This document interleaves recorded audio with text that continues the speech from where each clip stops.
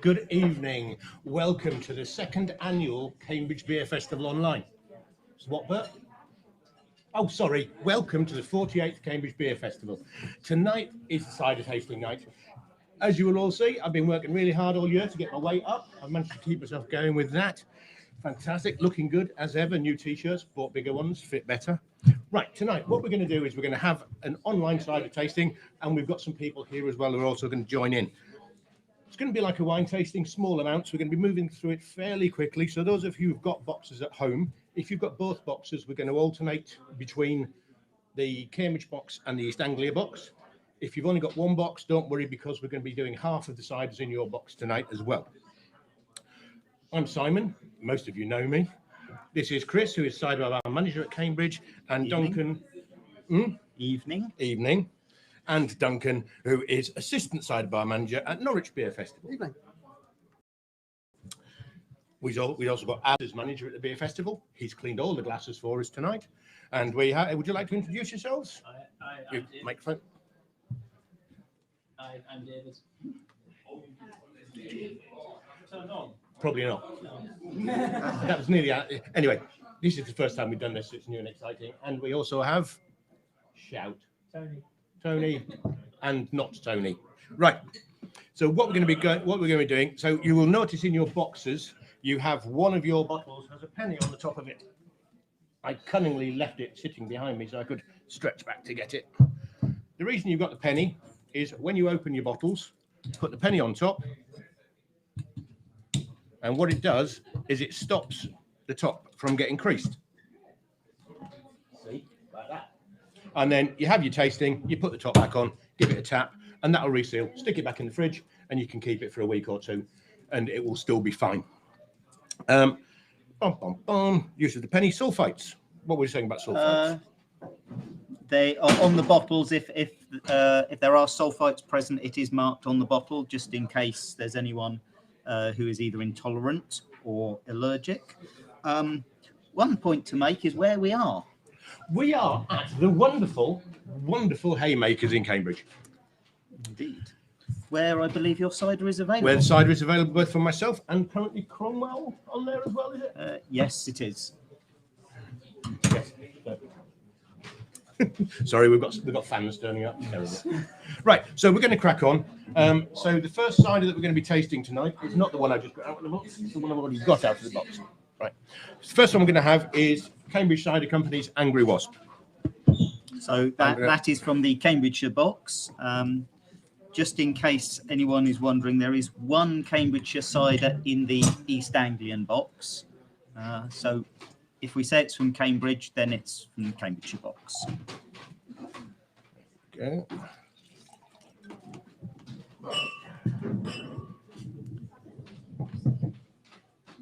So while Simon is going around pouring, the first cider is from Cambridge Cider Company. It's Angry Wasp.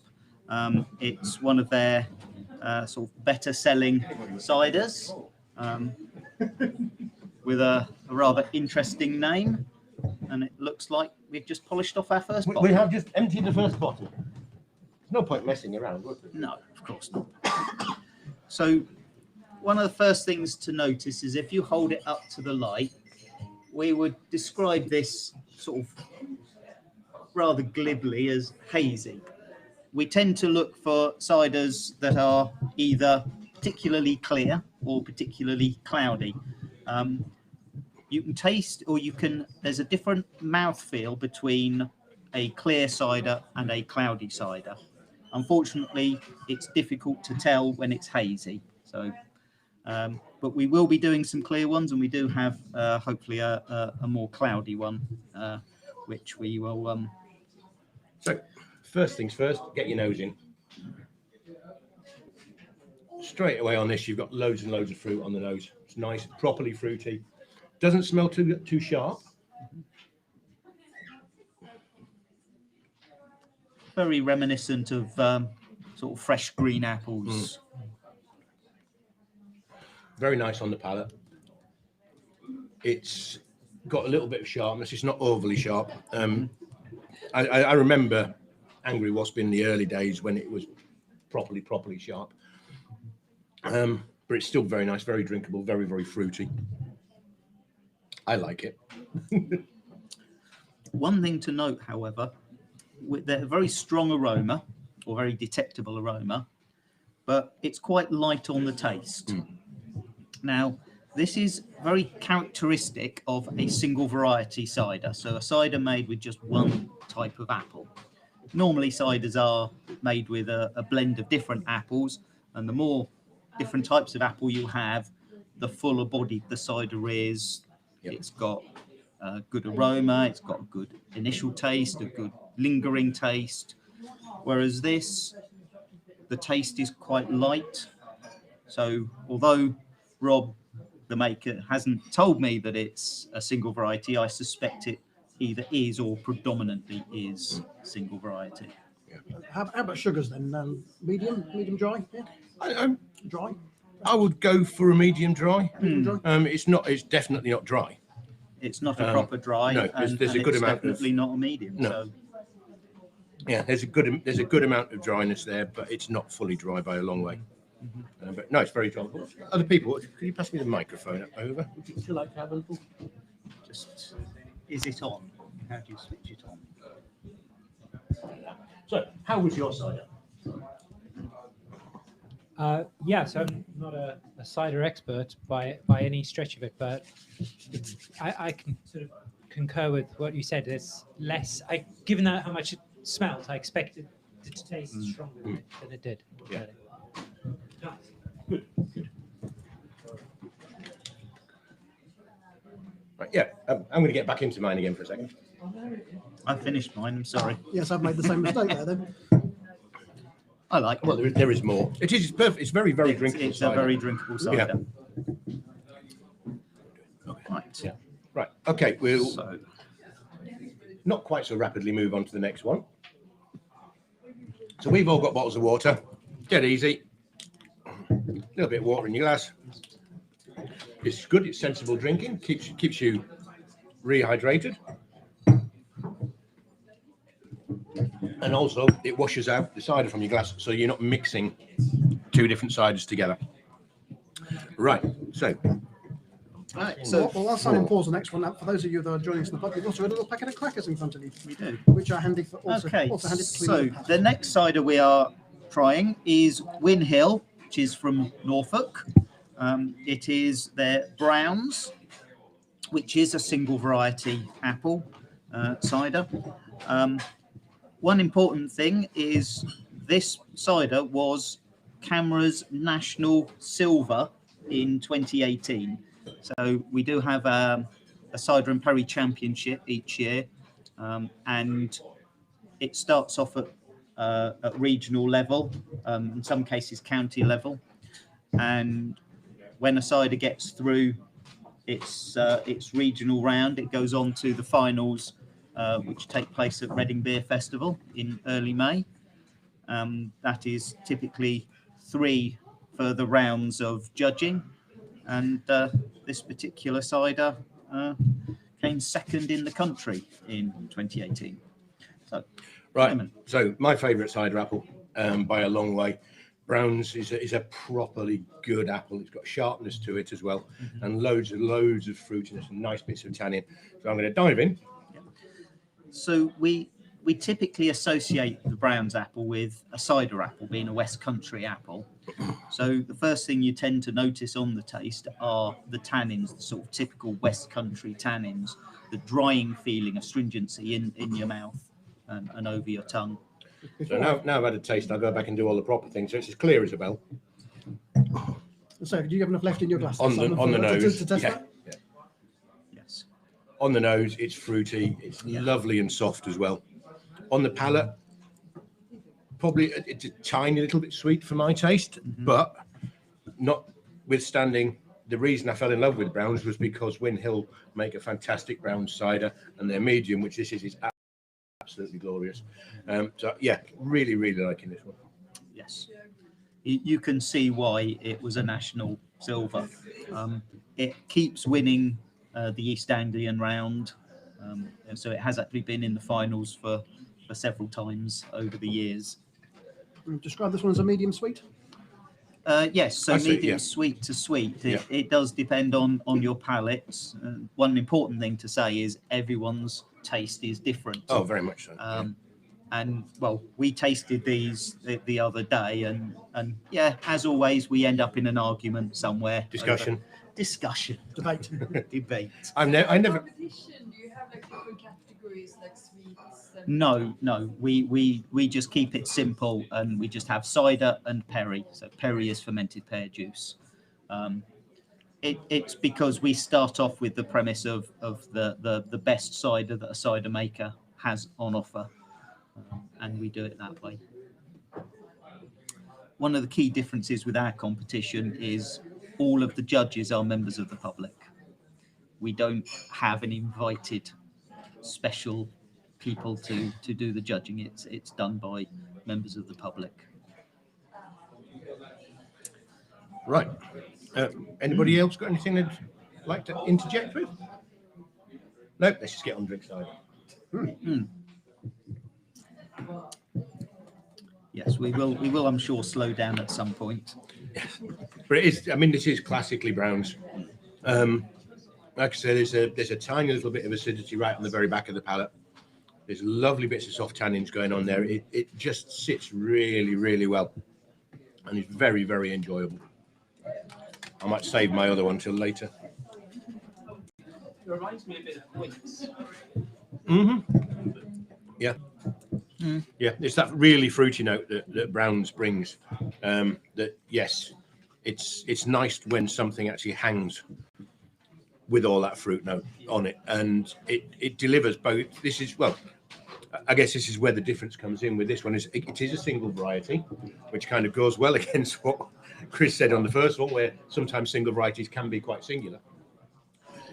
But Browns as a single variety works incredibly well, because what it does is what it has on the nose, all that real fruitiness, then comes straight through onto the palate as well. And the reason this one works so well is it has been sweetened perfectly. Like I say, slightly too much for my palate, nowhere near enough for Chris's palate. And it's But- a little sweeter, perfect for me. Yeah, but it works incredibly well, and it brings out all the really good attributes in that apple as well.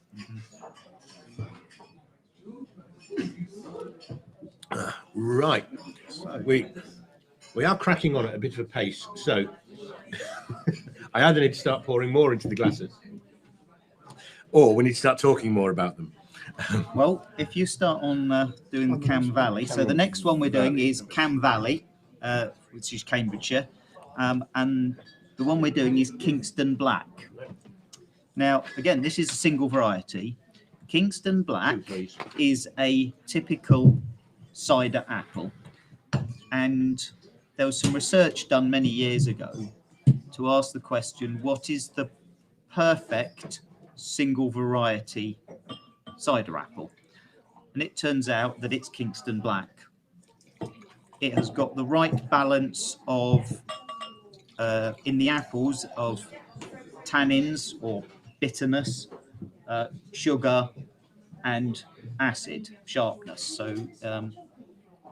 So when fermented, you typically find Kingston Black has got more attributes. So it tends to have a better aroma. It also has a better taste. So typically a single variety, you would have either an aroma or a taste, a strong taste, but very rarely both. Whereas with Kingston Black, you can get both on occasions. Now, the important thing with both the Browns that we've just had from Win Hill and the Kingston Black from Cam Valley is these apples were grown in East Anglia. So even though they are typical West Country apples, they were grown here, which gives them a taste that is different to what you would get in the West Country, because genetically they are the same apple. So Kingston Black, genetically, it is the same apple no matter where you get it from. Same goes for Browns. But the difference is the soil that it's grown in, the weather in that location. Terroir, my dear, The terroir. terroir, yes. Terroir. terroir. Yeah, that's it. Okay, we'll I'll learn you a bit of foreign language while we're here. I'll just stick to ground and weather. Yeah. Okay. So we're looking at hours of sunshine, amount of rainfall, Yeah. soil acidity. Exactly. One of the big differences when you're talking about the areas where stuff grows, the reason Windhill are able to grow such good cider apples is that they're up on the Norfolk coast. It's slightly cooler, it's slightly damper. You've got the North Sea pushing across there as well. And the reason I'm talking about them again is because we've had a question from Ben. And Ben was asking about browns, because I do a medium dry browns. And he was asking about what the difference is between the sweet ones and the dry ones and what people use. So Windhill, I assume, use sugar and then pasteurize it because it has that kind of taste that sugar gives to a cider. I use a thing called sucralose, which is derived from fructose, and it gives a slightly different taste to it as well. If you'd ever done any of the blending boxes that we do, you'd realise straight away the difference in taste that sucralose gives to something. But yeah, it's as simple as that. Some people will stop fermentations early by racking off. That can give you a fuller, rounder, more body and more sweetness. Other people will add sugar or sucralose to it. Good thing about sucralose, it's a non-fermenting sugar, so that what you don't have to do is you don't have to pasteurize it to stop it. You can put it into a bottle and it's perfectly safe. With sugar, you need to make sure you pasteurize everything properly, and it stops that from fermenting, and exploding bottles are a thing of hopefully the past for a lot of people. Right, anyway, getting back to this one, which is the Kingston Black. Yes. I've already had a good sniff. I do apologise. People are going to get different clarity on their ciders, as I didn't give the bottle a good swirl before I opened it. So some people have got slightly thick-looking cider, whereas mine is, I would say, is clear. It's quite clear. Yeah. Yes. And one of the reasons you're putting thumb up to the glass, what you're doing is you're looking through to see your thumbnail. If you can see clearly the full outline of your thumbnail, then that's pretty much indicative of it being a clear cider. If you can see that your thumb is there, generally that we would say that was a hazy cider. If you can't see your thumb at all, it's cloudy. Interesting. Simon's is perfectly clear. Mine's nearly hazy, and Yes. And someone just out of view, it someone was ended up unlucky cloudy. and got the cloudy one. But one thing to notice is it's got a very strong aroma. It's, I think, the strongest we've had so far. And then when you go for a taste, And it's interesting because there's a chalkiness on the nose there as well. You can smell that sort of chalky, woody. And it's and definitely more West Country than the ones we've. it's certainly more West Country, but it's got a flavour there, It has. which is sort of typical of Kingston Black, but different to the flavour you would get from a West Country grown Kingston Black. Now, unlike the browns we just had, this one's got a distinct tannin to it. Yeah, yeah. If you push your tongue forward on the roof of your mouth, you can almost feel that dragging, and that's the tannin. The effect of the tannins giving that real dryness sort of onto your palate. So tea has tannin in. So I As liken does a good it dry to red wine. I liken it to sucking on a used tea bag. Right. Anyway, on that note, they have some strange fetishes down there in North Essex. So before we get on to any more of Chris's tea bag sucking antics, this one to me comes out as sort of a medium dry, but because of the tannin, you've got an even drier afterfeel. So although it's medium dry in terms of sugar, it feels a lot drier in the palate at the end. So you've got dry, a medium dry, and then drier. I just want to say right now that if there are people that are friends of mine who've been out with me in the past and we've chatted and sat in pubs, they will know just how difficult I'm finding it not to throw in an incredibly rude comment about Chris and tea bags right at this moment. Let's carry on. But absolutely delightful. Really, really nice. Really good example again of a cider apple. Of the difference it brings. So if you think back to the first cider, if you think back to that real big fruitiness and the crispness and everything that went with that, and how very complex and different this is. And that's one of the big arguments that rages in cider, because there will be people down in the West Country who will sit there and scream that you cannot make good cider from apples that aren't cider apples. Yet there is some fantastic cider out there made from dessert and cooking apples, and some of the best ciders come from stuff like that. So it is difficult, but the other side of it is they're absolutely gorgeous. They provide so many other elements, and they're wonderful for blending into stuff. It's nice to get that little bit of a change, but we shouldn't just sort of sit there and be all, oh, no, you can't use that because it's on this. It's got to be about using apples and using what you've got around you. There's no point in me shipping apples all the way from Dorset or from Somerset to make cider in Cambridge, because all I'll be making in effect is Dorset or Somerset cider, because it will come with its own yeast load that will ferment on it if I do wild fermentation. And although yes, it would technically be Cambridgeshire cider because it was fermented in Cambridgeshire, what's the point of bringing all of your apples from there when you've got an abundance? And we have. It's fantastic around here for apples.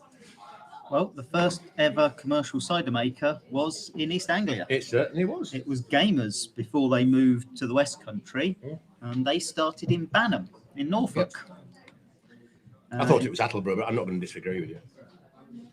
It's very close to Attleborough. In fact, technically, I think the address is probably the parish of, isn't it? It is, yes. Yeah. You got to have things to disagree about. Yes, I actually think I know what a Bramley is, and I can imagine the range of dessert apples. No, I no, You don't want to know. what makes a cider apple a cider apple? Could you eat it like a... no. So the question is, what makes a cider apple a cider apple? Generally, no. Generally, with a cider apple, the tannins that are in them are usually so strong that they will pucker your mouth up almost immediately. And that means you don't really taste anything either. Generally, they're quite an unpleasant apple to eat. I think there's probably only half a dozen dual purpose that you could use both for eating and you probably wouldn't enjoy them as much. So no, and a lot of them tend. I mean, so things like Yarlington Mill, which is another great classic. It's what's called a gribble. It's a fruit from a tree that was just found growing, that was just a cross pollination of various others, and it's turned out to be an absolutely fantastic cider apple. But generally, no. Cooking and eating apples you would quite happily go through. But yeah, most cider apples and perry pears as well are the same. If you ever want to come out on one of our picking days in the autumn, I'll take you to one of the orchards in Barton where we get perry pears from, and let you have a bite of one of those, and you will get exactly what I mean. Like a sweet orange sort of... It's really, really sweet, but it's got loads of tannin. It just goes like that. And sometimes the sharpness can be unpleasant as well. Yeah. But also the flesh can be incredibly hard. Yes. Yeah. Which makes them very easy to actually press. Yeah. Because when you press them, you chop up the apple into little bits, and then when you squeeze it out, you need to maintain gaps for the juice to run out. If it all turns into a mush, it just gets you end up with a landlock in the middle of your pressing where you just can't get any more juice out. And we have that. So you'll get cider makers down in the southwest, or people using cider apples, and they'll take the apples and they'll leave them sitting around for months in bags. There was somebody this year on one of the Facebook groups who didn't start pressing his apples that he'd picked up off the ground in October until February. If we left sort of cooking and eating apples like that, you'd just end up with a bag full of rot. And the other thing is, as Chris says, is that as the apple breaks down, as the flesh starts to break down, especially with dessert and eating it with dessert and cooking apples, it becomes incredibly difficult to press. It just turns into a sludge. Pears are the worst by a long way because of the way that the flesh works. And you just end up with this slimy, messy, horrible stuff. And you get very little juice out of it. It's almost not worth the time and the effort that you put in if you let stuff go that little bit too far. Whereas with cider apples, like I say, some of them you can just leave sit around for 4 or 5 months before you press them, and they ripen more. You get more sugar. You get some of the juice will sort of evaporate off, so you'll end up with a higher sugar value as well. So you get more alcoholic cider as well. Right. Okay. I have an empty glass. Yes. I also have a fire hazard. I've just rinsed it out with water because I'm good like that. So we are next on to Bernard's. So this is Bernard is from Norfolk, and he is just down. Well, in Banham, he's just outside of Banham, in Norfolk. Thank you. Yeah, don't move your glass. Really? I want you to get the cider all over Chris. Thank you. Well, I can do that easily enough without you throwing a Yes. glass wobbling exercise into it. Right, so one of the key things now to look at is the shade, the colour of the cider. Now, this is a very pale straw colour, whereas the previous ones we've had, the Kingston Black and the Browns, were much darker. And this is one of the easy ways to tell the difference between cider apples and cooking and eating apples. Typically, cooking and eating apples will give you a very light coloured cider, whereas cider apples will give you a darker cider. And the primary reason for that is tannins, because if you bite into an apple that's got tannins in and you then just leave it for a while, it goes dark brown. Right? And it is the reaction between tannin and oxygen that makes it go brown. And of course, when you press that type of juice, the juice goes brown quite quickly. And that's why West Country ciders tend to be darker than Eastern style ciders. And age also has a big factor on it. The amount of time you can leave a cider once it's made and leave it to mature will also change the colour. Even on Eastern County style ciders, using cooking and eating apples, you still get that change on there as well. Right, so is it clear, Simon? it is as clear as a bell. It is clear. Yes. The first thing you're going to get on this, on the nose, is farmyard. Which is an analogy rather than an actual Yeah, farm. yes. It's reminiscent of. Yes. So, yeah. Yeah. But that you often get that with ciders, Yeah. And it's not a negative per se. It just happens. Now- When we had that thing over on the green over there, what was it called again? Oh, beer festival. That was it. People will come up to the bar and they'd ask to taste the cider, and sometimes one of the first things you say is, "Taste it. Don't smell it. Just taste it." Because if you get something that is full on farmyardy, it can put you off. Whereas in actual fact, once it actually gets onto your palate, it suddenly changes. You get the flavours change and everything else kind of goes in with it. So it's not always a good idea, even though we're doing it now. It's not always a good idea always to whack your nose straight in there. But with cider, do expect every now and again to get something that's going to be a little bit outlandish. Now, one of the interesting things about this cider is it's predominantly Bramley. And you get a sense of that with the type of sharpness and the flavour. So It's quite nice. I mean it's sweet, but it's also sharp. Again, for my palate, it's too far down the sweet line. But Is that sucralose we're getting in this time? this is sucralose. This is One of the definitely things you'll sucralose. notice now, if you sort of sit, you'll feel just down the sides of your tongue, almost like a wetting, and it tastes quite sweet right at the sides of your tongue. With sugar, you get that sweetness all the way around on your mouth. With sucralose, it tends to leave, once you've had a taste, leaves that little bit just down the side of your tongue. So it's also quite fruity, and then we've got a slight effervescence to this one. Yes. So if you treat it with a non-fermenting sugar, Yeah. do you not end up with, because the yeast would still go through restoration even though they don't Yeah. ferment.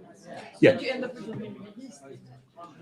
No. So the question is to whether or not if you put sugar in and it ferments. Generally not, because what you wouldn't do, you wouldn't leave the cider alive. You'd either filter it or you would pasteurize it to kill the yeast off. So you said that you didn't pasteurize it. Yeah. So you filtered it. Pardon? You filtered it. instead. Yes. Yeah.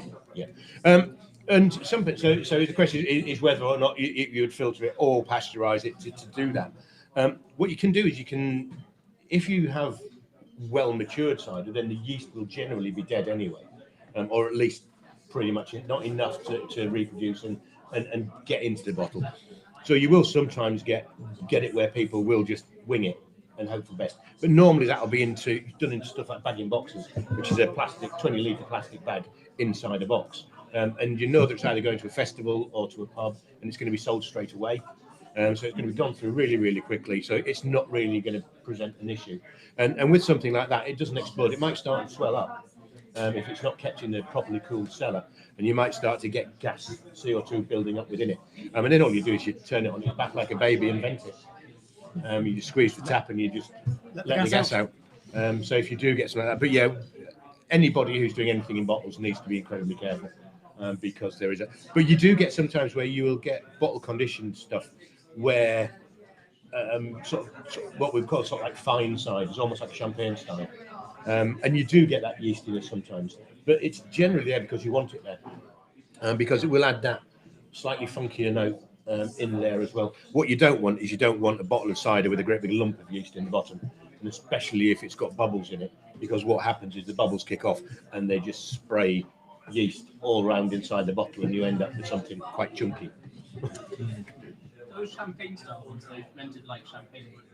Some are, yeah. Some are. They'll put them in one of those puppy trees, pupitre, as they say out there in their France, where basically the bottle is held at around about 40 degrees, and you turn it every quarter day. You give it a quarter turn, and the yeast gradually works down to the end. And then there are two ways to do it. You can either put it into ice with a bit of salt into it, and that just freezes the yeast at the top. There's a very flash way of doing it where you hold the bottle down because it's got a crown cap on to start, and you pop the lid as you lift the bottle up. So you start taking the cap off right at the very bottom, and then as you lift it up, and then it shoots the gobbet of yeasty stuff away from you. And you wear lots and lots of waterproofs and things like that. Yes. Yeah, it is very nice. There is a little bit of effervescence in there as well. It does taste like it's single, right? It does taste like there is just a the one strong amount of. It is predominantly Bramley, but he does use other apples. Yeah. Because it is very difficult to actually make a single variety Bramley cider and make it nice. I have had a few. Contentious. I have had quite a few bad ones as well. Mainly because of the level of acidity in Bramley. Bramley needs time. I mean, that's the biggest thing, is that people don't give it long enough. I've got one currently that's sitting, maturing. It's now coming up for 2 years old. We'll have a taste of it some point later this year, see how it's going. It could end up being blended in with other stuff because there is no guarantee it's going to taste nice. So we may well just end up taking it and blending it into something else and improving it that way. Excuse me. But the big thing is just to give it time. There's nothing wrong with leaving cider sitting there. It's like a wine. Time is a wonderful thing for cider and wine. It's not like beer where you've got hops and things to go off and to diminish in flavour. I mean, you'll get something better by waiting.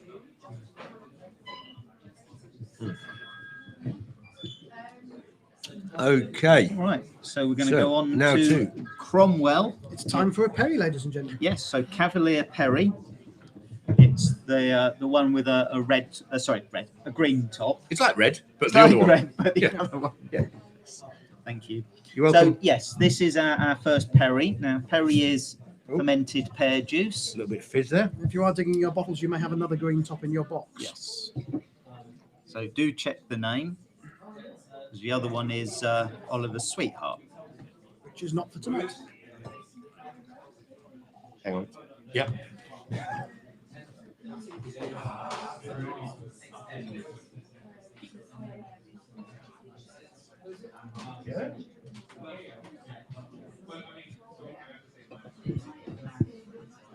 So generally we would say this is clear. Now, if you heard when Simon opened the bottle, there was a very slight fizz. So there will be a little bit of effervescence on this. So if you have a good smell. Now the aroma to this is distinctly different to cider. So this is a typical Perry type aroma. Oh, yeah. Very fruity. Very fruity aroma. Clear as a And bell. one of the key things of this Perry is it's made from conference pears, which you buy in a supermarket. So we would class this as an Eastern style Perry. a West Country style perry would be made with perry pears. You, like Simon said, with cider apples, you can't eat cider apples, you can't eat perry pears. You don't find them in the supermarket. So things like Blakeney Red is a typical Somerset perry Red pear. Streak. Somerset. Is that Possibly. I don't know. I can't remember. I don't do cider Somerset stuff. I do Red apples and Streak pears. is an apple. Is it? Oh yeah, of course it is. I've just pictured it in my mind right now. Yes. and So thought, I'm, no, I'm just there's- trying to think of perry pears because Yeah. there's Malvern Hills, which is the same as Painted Lady. That's just gone out live now. I People are going know. to sit there and go, "Who's that fat idiot? He knows nothing." You could have just lied. You could have just gone, "Yeah, that's it. Yeah, yeah." Yes. Saturday, I'm on my own. Don't care. I'll ban everybody from the room. So, so another fairly sweet one, more sucralose again. Yep. It's quite interesting. Conference pears. Generally, I've found it when they're fermented on the wild yeast. It's something that they always do. They have a very, very. There's an interesting twang to them. Now the other key thing with perry is pears tend to have a higher concentration of sorbitol, which is a natural sugar, but it is an unfermentable sugar. And a laxative. I'll throw that in there. Yes, in large quantities it is a laxative. So if you ever see someone pouring a perry from a box and you've got the last glass, I would tend to refuse it because the sorbitol content of the last glass out of a box can be quite potent. Yes. Right. Anyway, But enough of that. That is why perries are generally perceived to be sweeter than ciders. It's because they do have a higher concentration of unfermentable sugars, And they've got different acids as well.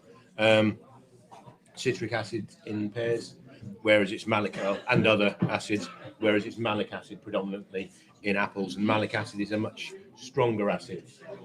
So you do tend to get more of that sharpness, whereas perry tends to be a little bit more soft and rounder, both with the sorbitol and with the different acidity that you've got in there as well.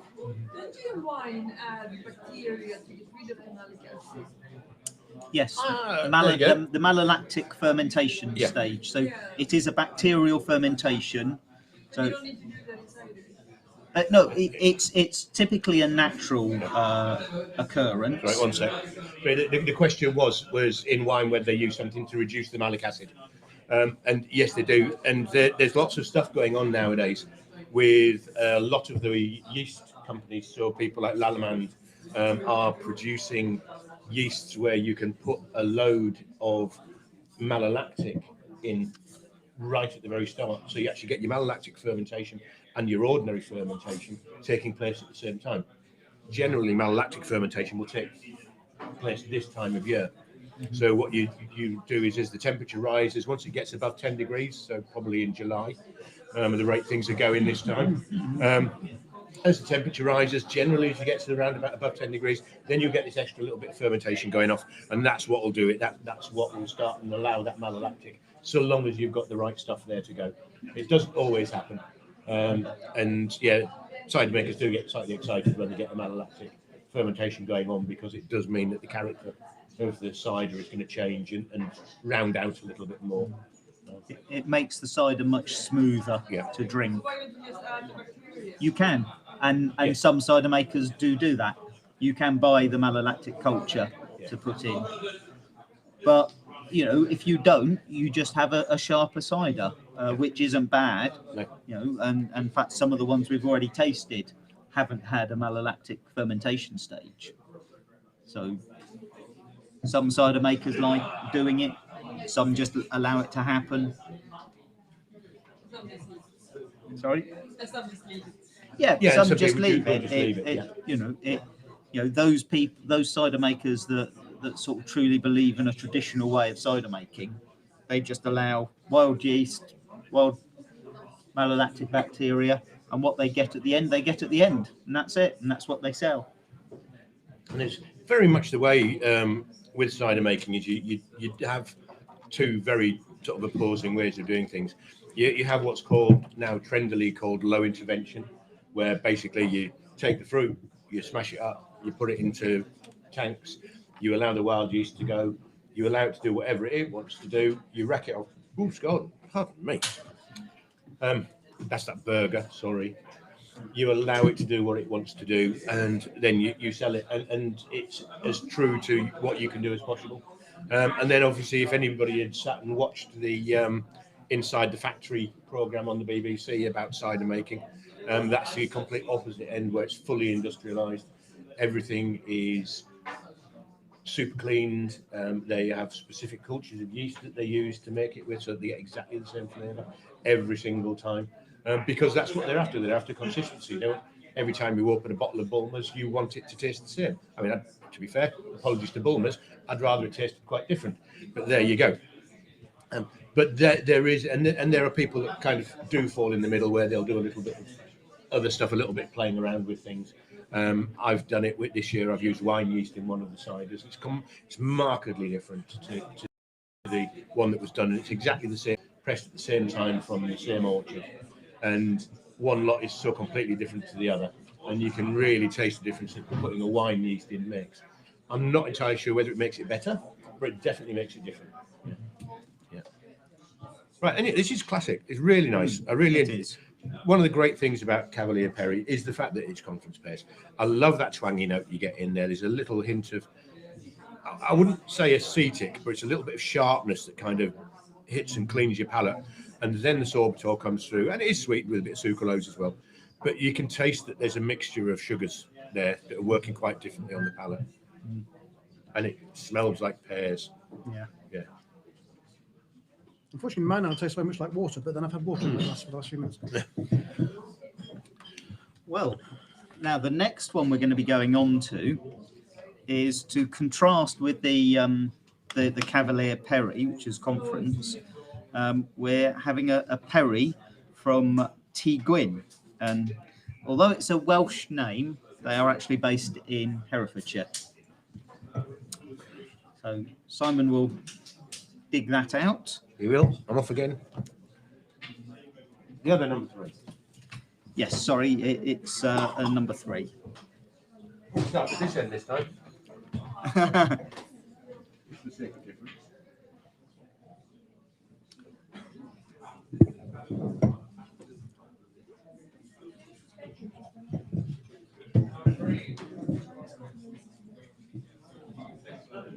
Am I taking up all the shot yet?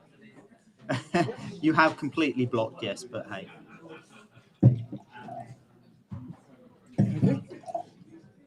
Okay.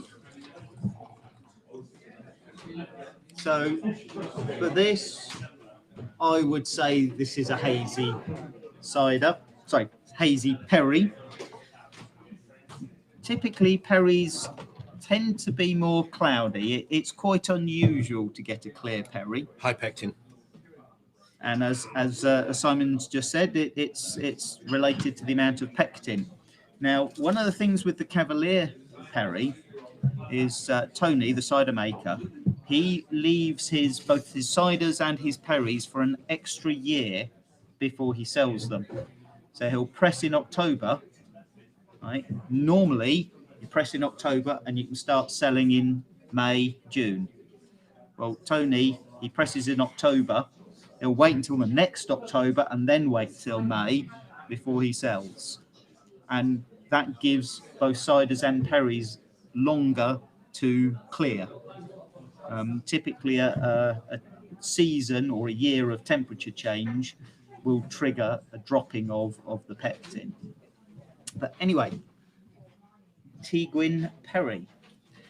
Really nice. Again, very sweet.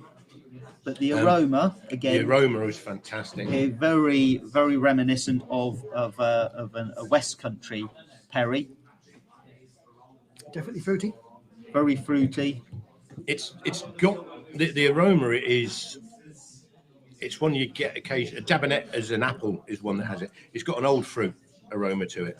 It's almost on fruit on the verge of going off, where you get that really nice extra bit of smell to it.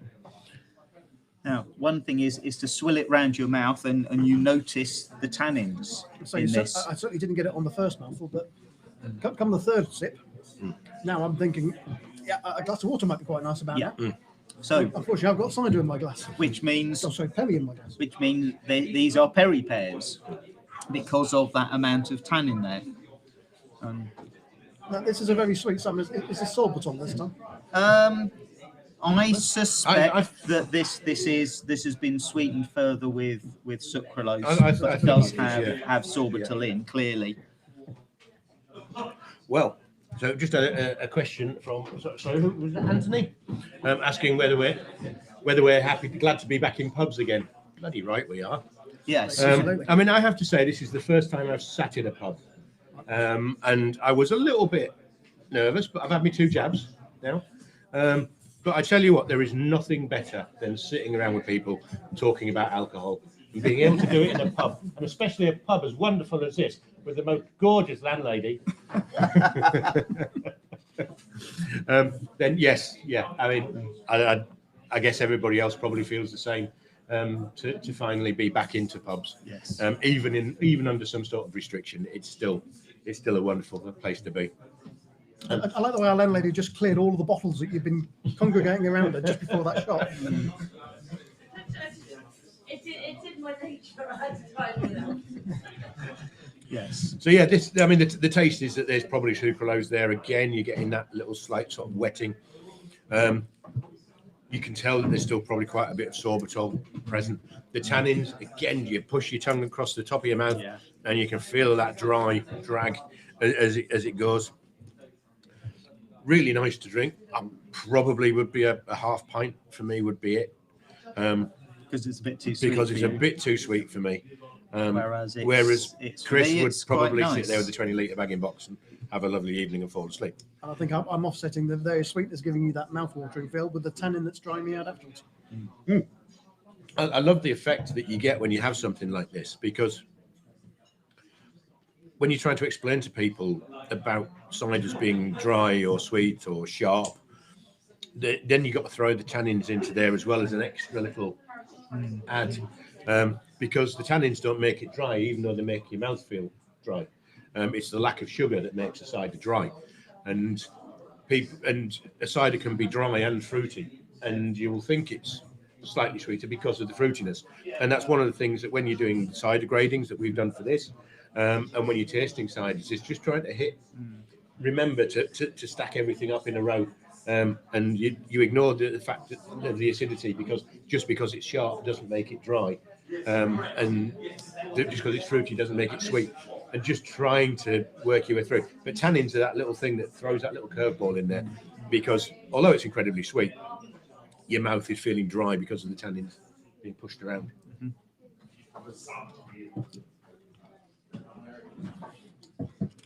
Well, the good thing is, because Ben and Anthony have asked questions, we know that at least 2 people have been looking at the stream.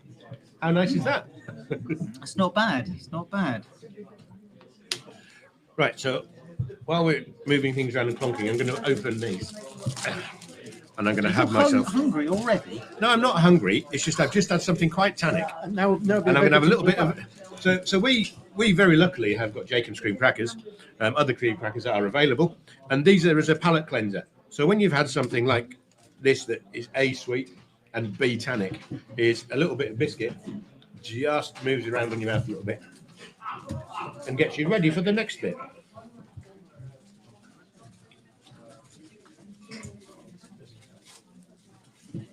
I have to say, somebody should be able to do the next one blindfolded.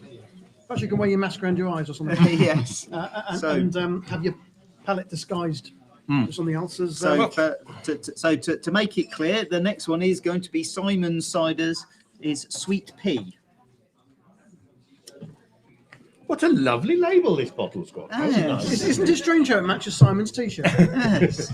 The reason we don't have a green screen, of course, is because if you have a green screen, you can look straight through me. I have to say, when we tested this concept out on Saturday, it looked like he had a hole in his heart. About the size of a cider apple, in fact. I think you'll find I don't have a heart.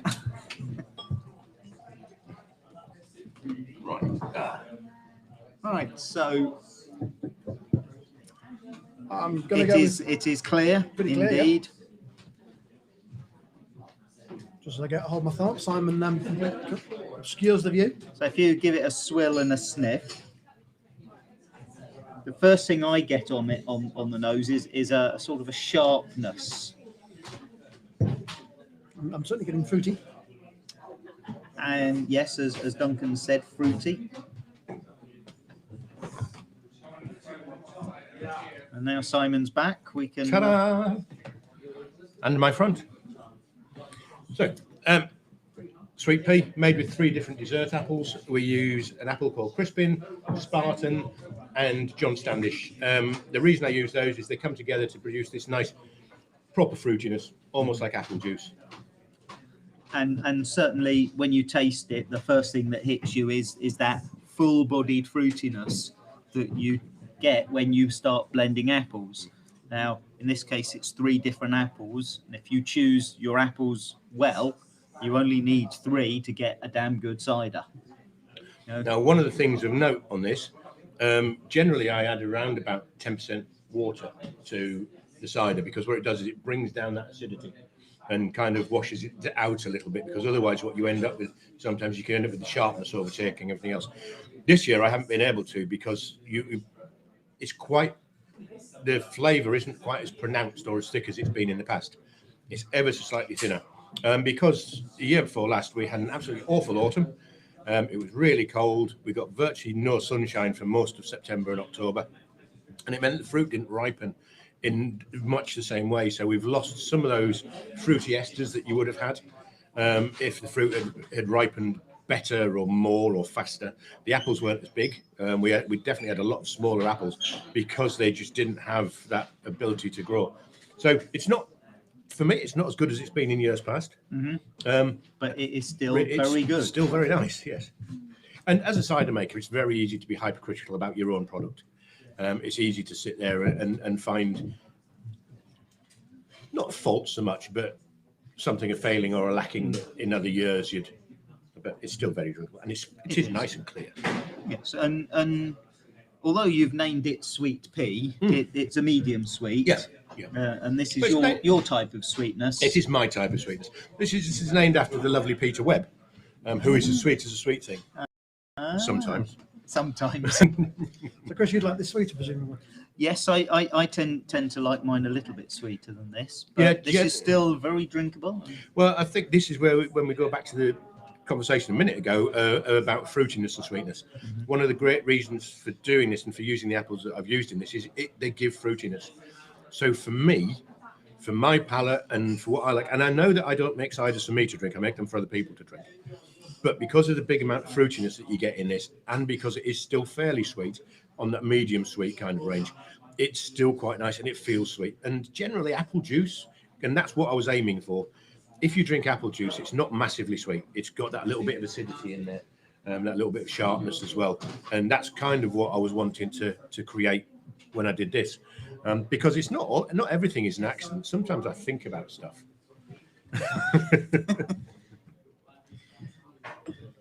So it's a happy accident that you're styling out. Yeah. So just as a question, it seems like up to this point we've mainly drunk tasted single variety. Yeah. Is this our first definite 3 blend that we're confident that's Right. So contributing mostly to the flavour? yeah. So the question is this the first proper blend that we've had a lot of single variety stuff up to now? This it's is the first cider. This is possibly the Tea Gwyn. The previous Perry was a blend of different Perry pears, and you could tell that with the body and the total that both the aroma and the flavour really says it's multiple pears. One of the big things as a cider maker is engineering the drink, is creating a drink. You can just chuck. I mean, if you drink my As It Comes, that's just whatever apples are there at the time get thrown in and fermented, and what we get is As It Comes. This is my second engineered cider. So Short Sterling was my first one. That one I wanted something that was a session cider, something that you could drink with your mates down the pub when they're drinking a 3.8% beer.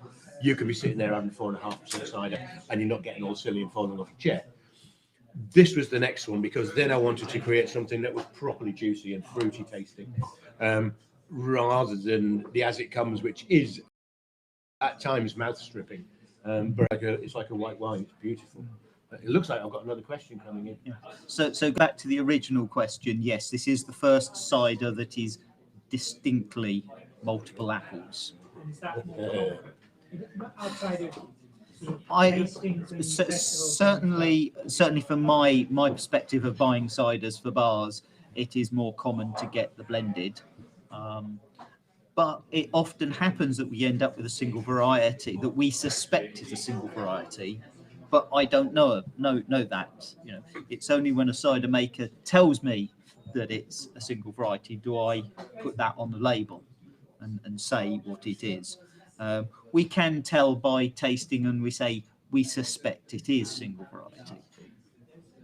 Okay, we've had another couple of questions in. One from Lawrence asking where the pork scratchings are.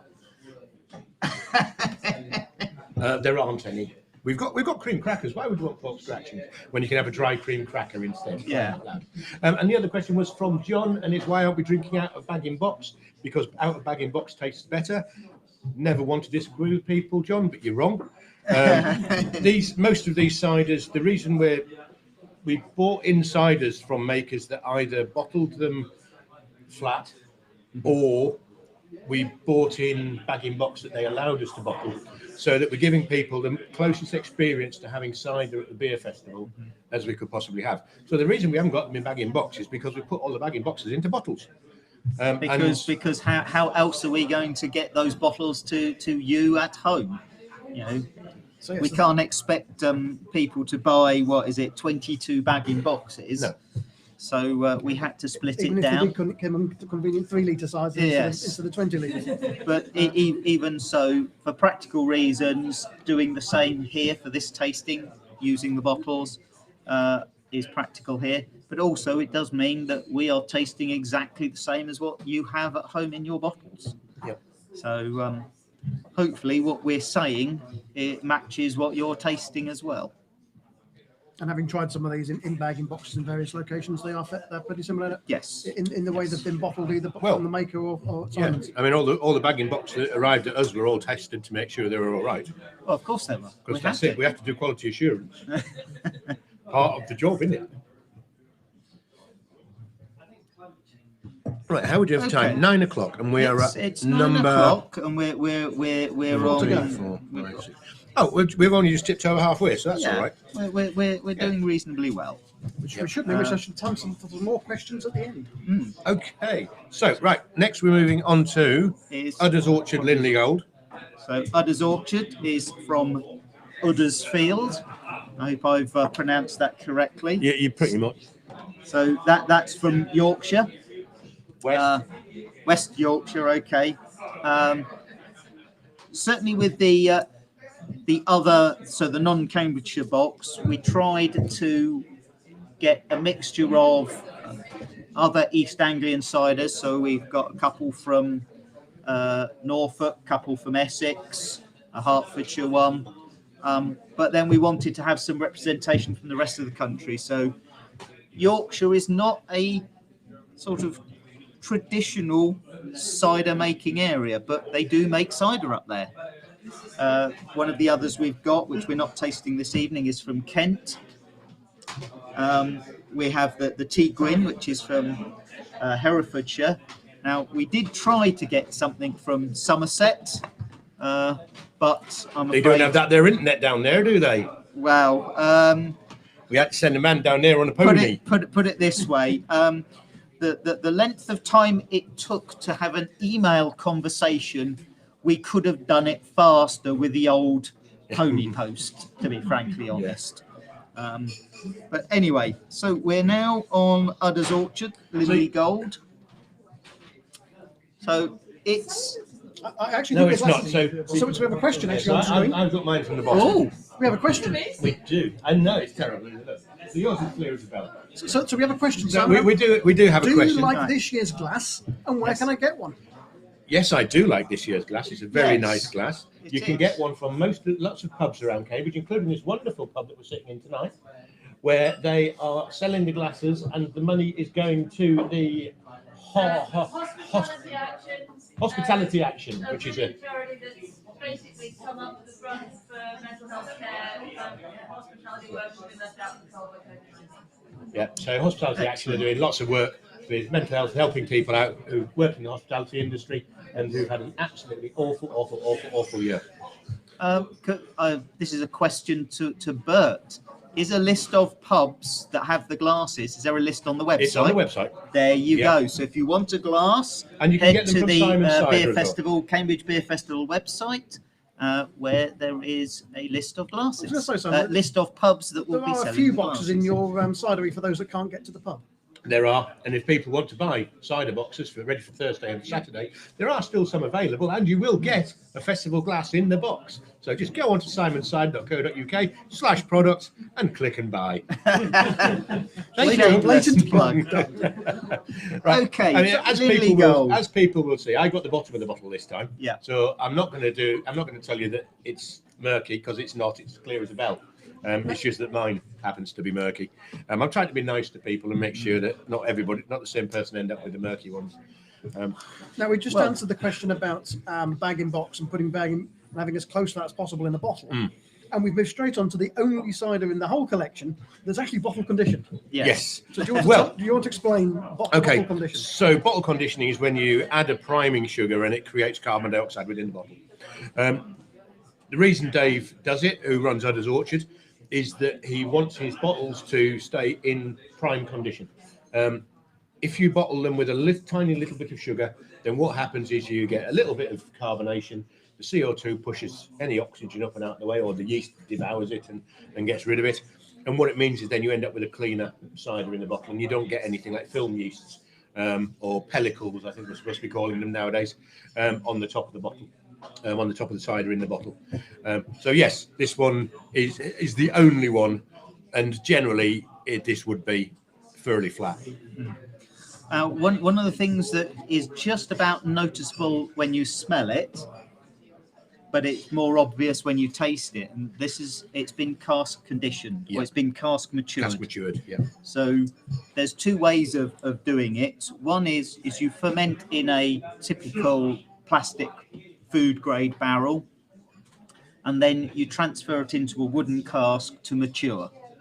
Or you could put the juice straight into a cask barrel and let it ferment in the barrel. And they tend to have a different flavour profile at the end. You find most cider makers now ferment in food grade plastic and then mature in a barrel, because there's less chance of it going bad, right? Because when you put plain fresh juice into a wooden barrel, there is always a risk that there's bacteria there, and that will make it all go bad. Now, alcohol is a good antibacterial agent. So my insides have got no bacteria in them at all. So there's a reason why when somebody asks us, what's the strongest thing we've got on the bar? We usually reach under the bar or from behind us somewhere, and we get out the bottle of hand sanitizer. Yes. So this cider, it's made from cooking apples and eating apples, and about 10% of Dabinet, which is a cider apple. It's all done and fermented. Then Dave blends it and then puts it into the cask. Sits in the cask for about 6 months, and then it's then brought out and bottled or sold on. It's a fantastic example of a really well-made, nice cider. Very drinkable. It's got lots of different attributes. Again, when we go back to talking about the complexity of flavours that you get, to get the wood on the nose is great. That's really nice because it shows all that cask bit working. Dave uses predominantly whiskey casks, although we have somehow ended up both with a wine cask this year that we're both going to try and do something in. But it gives a really good flavour to it. It adds extra layers on top of what already is quite a nice cider. It's already a good cider. It's got flavour. It's got all those of it. But then to get that extra little bit of nudge from the cask, I think works really, really well. Just a little bit of tannin? Yes, so the tannins on this are interesting because they have come from the wood in And the Dabinet apples. And the Dabinet, but I'm getting predominantly wood-based tannins. Yeah. And sometimes you get tannins with cooking and eating apples, right? So they are distinctly different. They still have the same drying effect, but the flavour that goes with them is different. So the science of it is that the casks that they put in are made of oak. Oak is generally what is used to extract tannin from because it has lots of tannin in it. And when they do leather, like chamois leathers and shoes and belts and things, they're always tannin. They're always tanned. And what that does is it preserves the leather as well. So yeah, by putting it into a barrel that's made of oak, you get those different elements coming through. I've got some bourbon casks at home that are made of a white oak of a French, it's an American oak, but they give a very, very different taste. Because the white oak is that much younger as well, it gives a completely different flavour as well. So yeah, hopefully later in the year. But, Do you reuse the same casks? Yes. yeah, do we use the same casks? Yes. Generally, they'll be used year in, year out. They'll be rinsed out with a sanitising solution, normally kept with a little bit in them.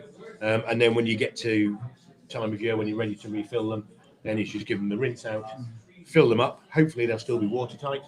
Generally you'll get a little bit of seepage, but as the wood swells, then they'll sort of become more watertight again. One interesting thing when you do reuse a barrel, see, the very first time you use a barrel, whether it be a whiskey or a rum, the cider takes on a lot of that whiskey or rum flavour. When you use it a year later, you still have that rum or whiskey flavour, but it's not as strong. The year after that, it's weaker still. And one of them, although we're not doing it here, in the next session that we're having, which is at the Plough In Sheppereth on Thursday, we will be doing Crome's rum cask. Right? And we know, or I know, that that's its second year of use of that barrel because of its taste. And then later on, he stops calling it rum cask and he just calls it Old Norfolk. Right? Because you can't detect the rum, but you can still detect the wood. So that's the East Anglia box. That is in the East Anglia box, yes. And so we'll be tasting that for the first time on Thursday. Yes, so Crohn's is from Norfolk, from Kenninghall. So if you're joining us on either in the pub or online on Thursday and again on Saturday. And there are still boxes available if you'd like to get them from simonside.co.uk /products. I'm going to get taken off the air in a minute.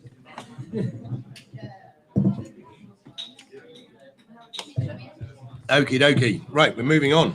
No, Bim Bam Bosh. Bish. Right. Bish Bash Bosh. Sorry, I can't read.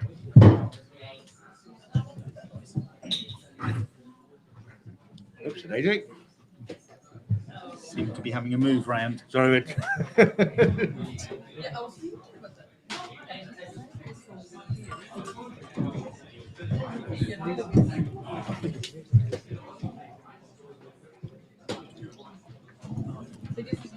Okay, so while Simon is pouring this is Camrose Bish Bash Bosh. Now, this is in the Cambridgeshire box, and for anyone who regularly comes to the beer festival or knows about Cambridgeshire ciders will be thinking, I've never heard of Camrose. Well, they are new to Cambridgeshire. He started off in Wales. He then moved down to East Sussex, and he's now moved to Cambridgeshire. So what we have here is a blend of dessert and cooking apples from Cambridgeshire, blended with cider apples from East Sussex and Herefordshire.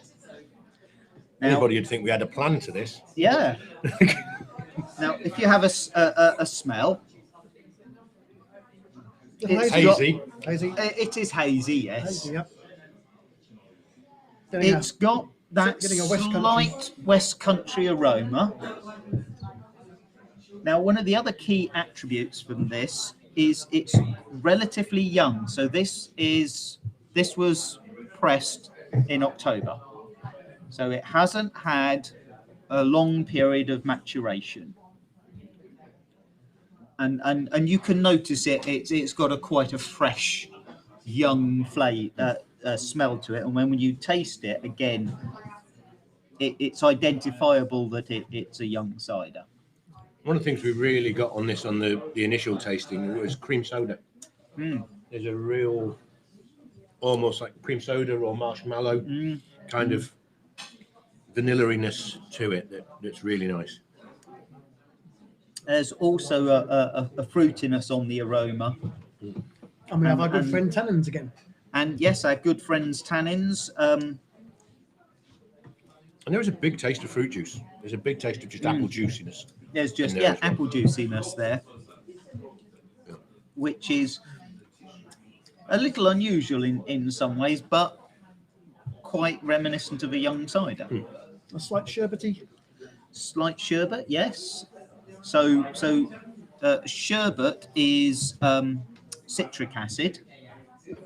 So if you think how sherbets are made, your sherbet bombs, etc., it's citric acid. So when you get that citric acid in the cider, you do get this sherbety type flavour. But I'm not getting a lot of sugar, so sort of a No. medium dry. Certainly a lot of fruitiness there. Fruitiness So without sugar. fruitiness with not so much sugar, It's a yes. very enjoyable drink. I mean, it's the cooking and eating apples. You can definitely taste that slightly higher acid level back into this as well, which is quite nice. It's very good and cleaning on the palate, which is good. And then we've got somebody coming back in again. All change. All change. Yes, one of the joys of doing a live broadcast from a pub under current restrictions of only 6 people on a table. With 83-year-olds. We can't exactly have the layout as we would in normal circumstances. But it's great. We're in a wonderful pub. Oh, she's gone. With a wonderful landlady. She can watch this bit again. She can go to the bits where we say how lovely Liz is, and how wonderful the pub is. Right, yeah, very nice cider, very drinkable cider. Lovely little bit of sharpness to it. It's offset by that fruitiness and by that cream soda-y, vanilla-y note that's come in there as well. Overall, it makes it a really nice balanced cider with a good bit of complexity going on with it as well. And it shows that, again, that use of different apples, of different varieties and of different styles as well, and how well they can be matched together. Yes.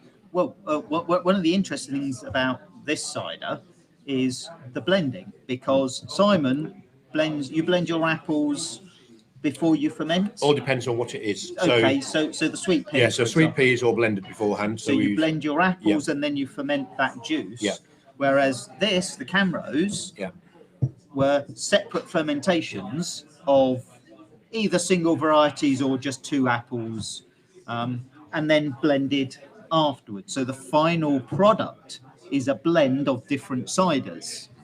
So it's actually quite common, certainly for me on a cider bar, is to blend ciders. Even if a customer if someone comes up and says, can I have half of that cider and half of that cider in a pint glass, I'm quite happy to do it, because that is no different to what cider makers do before they deliver it. And it's where it's.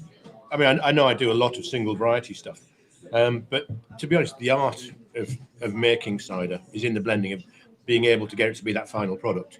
It's making cider is dead easy. You take apples, you get the juice out of them, you let nature do its stuff, and you've got cider. What you need to do then is you then need to change it from that raw product to something that is drinkable.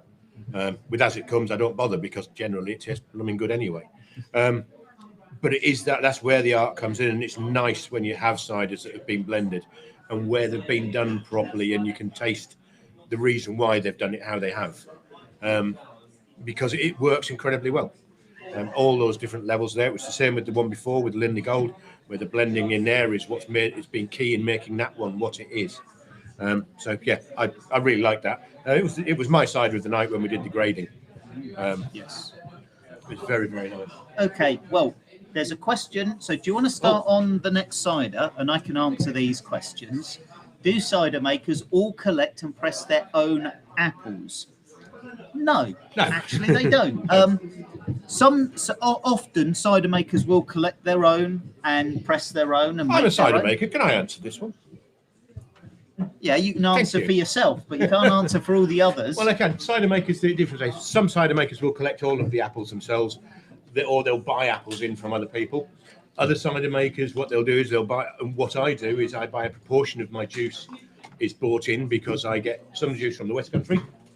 And rather than getting a lot of apples brought here, pressing the apples and then having to get rid of all the waste and moving tons and tons of stuff around, it's easier for me to buy a 600 litre IBC plastic container of stuff and have it brought to me. You also get people who have contract apples. So the big cider companies, they have theirs grown under contract by farmers, and then just buy it from them. They have 25-year contracts with them. So. I'll ask Chris the next other question because I know he's had a go and I've tasted the results. How difficult is it to make cider at home? It is surprisingly easy, right? Because as Simon has alluded to several times, you just get some apples, right? You squeeze out the juice, you put the juice into a container and leave it. It is that simple. Now, obviously, if you've got bad hygiene, right, you're going to end up with something really manky. I'm all right for now. But fundamentally, it is very easy. Now, the art is making a nice cider, making a drinkable cider. You know, you can go down the supermarket, you can buy some apples, you can smash them up, you can squeeze out the juice, you can put it into a water bottle. I wouldn't suggest this type, but the larger 2-litre water bottles, I have fermented cider in a 2-litre water Can I bottle. just say, don't put the lid back on tight. No. Because otherwise you get exploding stuff. You leave it slightly undone, enough so if you squeeze it, you can hear the air coming out. Right? And I've done that and it worked fine. So it is very easy to do at home. You can go to the supermarket, buy yourself some good quality apple juice or rubbish apple juice, take it home, buy yourself some yeast from your local brew shop. There's a brilliant one just up on the corner of Arbury Road there, Milton Road. Get yourself some yeast, boom, job done. Open the bottles, stick a bit of yeast in, it'll go off and do its own merry thing. After, of course, you finish fermenting, presumably you do want to get your cider off your dead yeast. So Yes. that you don't end up with one thing yeast you should do is Simon has mentioned it before, which is called racking, which is transferring the cider off of the stuff that falls to the bottom. So yeast will do its thing and it will bubble and it will multiply, but all that yeast that multiplies then slowly falls to the bottom and you get this sludge of partially dead yeast. We call that the lees. Now, some cider makers will leave their cider on the lees for a period of time. Some cider makers will transfer the cider into another container, but make sure they don't suck up any of that yeast at the bottom. That's called racking. Now, some cider makers will rack several times over a period of time, so you end up with a nice, clean, clear cider with no yeast in.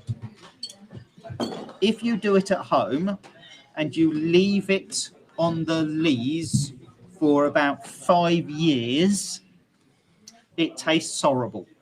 Yes. I know because I had to pour a load of it down the drain. Yes, you did. It did taste absolutely horrible. It did taste horrible. It was absolutely manky. I'm actually doing an experiment at the moment where I've got some ciders and perries that I've left on the leaves now for 2 years, trying to see what it does, whether the flavour is actually horrible, or whether it was just the fact that Chris made rubbish cider and left it on the leaves. So, yeah, This was very nice. What I took out and bottled was very nice. Yeah. Thank you very much. Having tried what you bottled, the bottle was quite drinkable, and I had to assist in getting rid of 100 litres of what had been Yes. sitting on the dead yeast, Yeah. and it was quite sad to have to pour that amount down It the was, drain. yes. The Right. drain was very clean afterwards. So the next one that we're on now, we're on to Wibblers, which is their Dengie medium dry. Right, yes. It's as clear as a bell. Really? I thought this one was cloudy. Mm. No, I think you're right. I think it's No, I think you'll see the CLR. Oh, yeah. denotes CLR. It's clear. clear on notes. Clear. That's clear on my notes. Yeah. Beg your pardon. Yeah. Yes. Now, the aroma is, Just a hint of the old farmyard there. there's a hint of Not farmyard, strong. but also there's that the sort of what you would expect from a green apple. You know, so you go smell quite a Granny fresh Smith. Granny Smith, that type of thing. A tiny hint of cheese. Yeah, you might be right. You can definitely taste the green apple skin Mm. and a little bit of our tannins again. Yes, so if you allow that to wash over the whole of your tongue, you do get some interesting tannins. Now, I mentioned earlier the difference between West Country tannins and Eastern style tannins. So, tannins you would get from cooking and eating apples.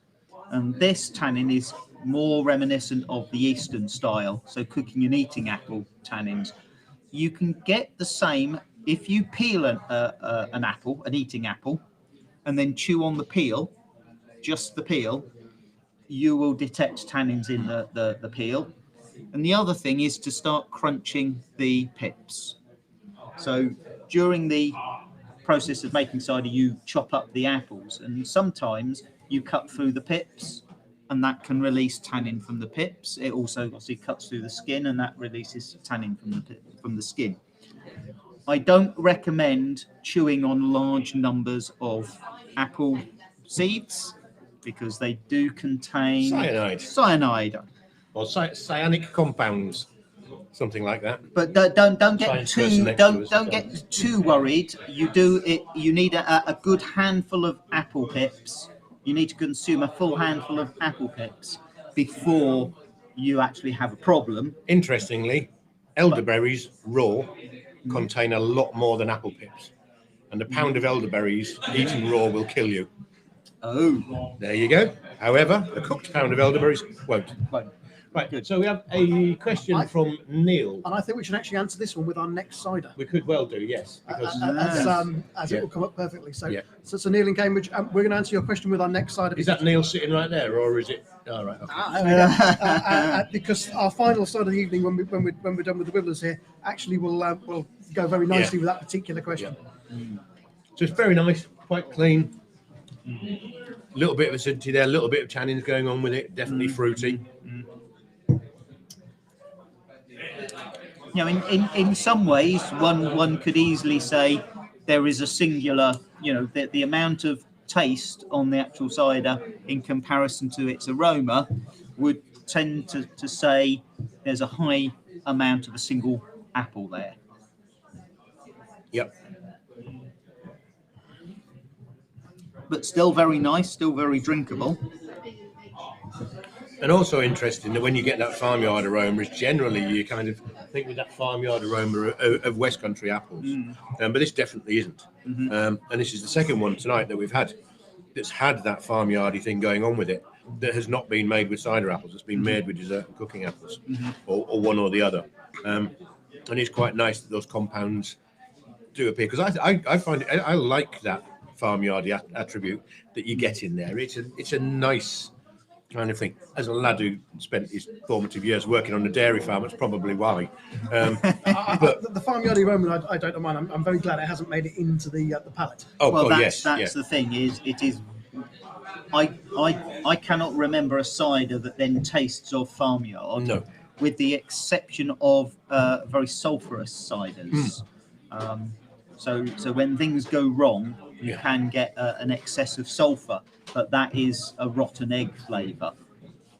I can think of an occasion where I was judging the East Anglian Cider and Perry competition in Norwich, where I had something that smelt of farmyard and then still actually had that aroma. Okay, yes. For the benefit of the cider maker involved, I can't remember what it is, so I can't embarrass you. Yeah, it's possibly not the greatest thing you would ever want to be working its way through to your palate, is it? No. Are we all having a lovely time? Good. Are we learning lots? Are we discovering things? Heavens, we might get a mention. Discovering things. If you want to discover something, Simon's Discovery is available here in this part. It Yeah. is, yes. Pun intended. Although the landlady isn't anymore by the looks of things. So Liz has been getting the leftover bits in the bottles, and I think she might have fallen down behind the bar. She's had a long, tiring day doing stuff.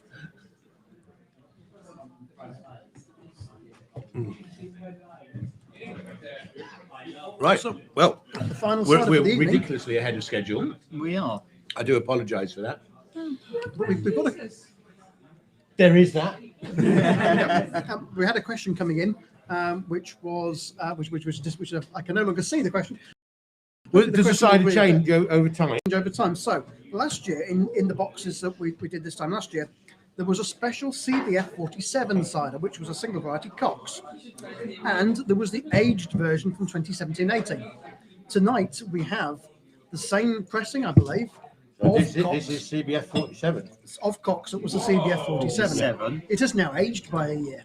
Yes. So Simon, when he's finished pouring the thing, can tell us how it's different from what it was Well, a year ago. Certainly that when you get it in your glass and you have a good sniff, this to me instantly says 1 year matured Cox, because it's exactly the same aroma that we had with last year with the 1 year old aged with the Cox, 2-year-old Cox. or the 2 year old, which It was a 2017-18. 2017-18. It's a good job you're here, Duncan. So one of the things I'm getting this time, which I didn't get on the Cox, on the same Cox a year ago, is I'm now definitely getting a sharp aroma. Yes. And I was not getting sharp off the Cox last year. It's a slight an acetone and It's very clear. Almost a hint of pear drops. I'm sure you haven't put any pear. This isn't a pider. no. No, Can still smell a bit of fruit. because the Cox is a high acid apple. It's a properly sharp apple. That the acidity tends to bring all those other little bits and pieces around, and it means that when it ages, and normally what I did with the 2017-18 and the one before was I actually exposed it to the air, so I allowed it to oxidize a little bit, so we got a hint of vinegar, and then stopped it and bottled it and put it away, because then that doesn't increase anymore, that vinegary note. And you'll get quite a lot of eminent cider makers and critics who will say that the slightest hint of acetic acid, you should throw everything away. Well, if you lived in northern Spain, you'd never have a drop of cider to drink, because a good, really good Asturian cider has that really high acetic note. And what that acetic note does is it cleans your palate. It pings, your whole palate goes, whoa.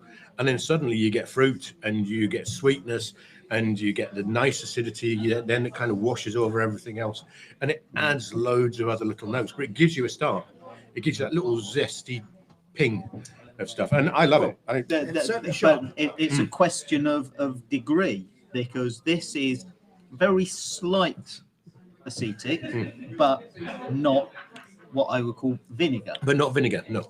Yeah, it's once it progresses onto being vinegar, that's when Yeah. you throw it if away. you let this go in a particular direction, then you could end up with this on your chips next week. Oh, yeah. Maybe not yeah. next week, this time Yeah. next year, perhaps. Yeah.